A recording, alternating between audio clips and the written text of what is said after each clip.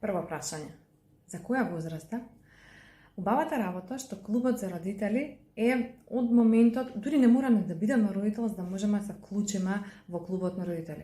Ако планирам да станам родител, сега ќе ми се потребни вештини, па колку порано почнам да ги стекнувам тие вештини, толку повеќе ќе имам можност да ги вежбам, како би можела да бидам добра оној момент кога ќе дојдат децата.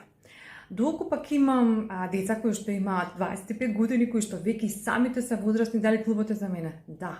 Зошто? Заради тоа што некои знаења можеби не ни биле достапни тогаш, како што јас ги учев работите кои што ги зборувам во клубот како голема.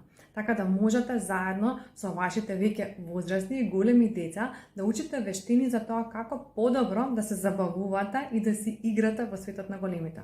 Како што спомнавме, во клубот, тоа е второто прашање, што се учи во клубот, што е ова некаква обука? Не станува збор за класична обука, станува збор за споделување на вештини кои што ни се потребни на нас големите во светот на големите. Зошто тогаш за децата е тука? Зошто? Тоа што ние сакаме, целта на родителството е да ги подготвиме децата за светот во кој што ќе живеат. А зашто и ние не знаеме како ќе изгледа тој свет за кој што живеат, им требаат вештини кои што ќе им помогнат полесно да се справуваат со промените. Така да НЛП, методологијата, невролингвистичко програмирање и коучинг пристапот се одличен одговор за тоа што е она кое што ќе ни е потребно и ќе ни биде поддршка во светот на големите.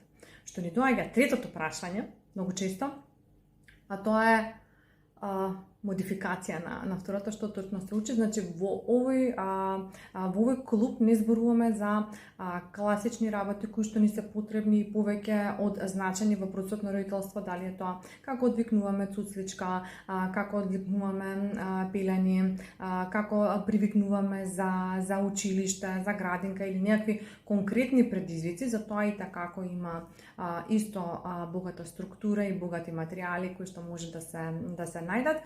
Овдека учиме кои се вештините кои што ќе ни помогнат реално меките вештини. Значи, како комуницираме, како да го кажеме своето мислење, а да бидеме разбрани, како полесно се справиме со конфликт, како да дадеме фидбек, а да не го навредиме другата страна, да си го кажеме сопственото мислење, а при тоа другата страна да биде доволно отворена, да не се чувствува нападната како би можела да го прими тоа значење. Или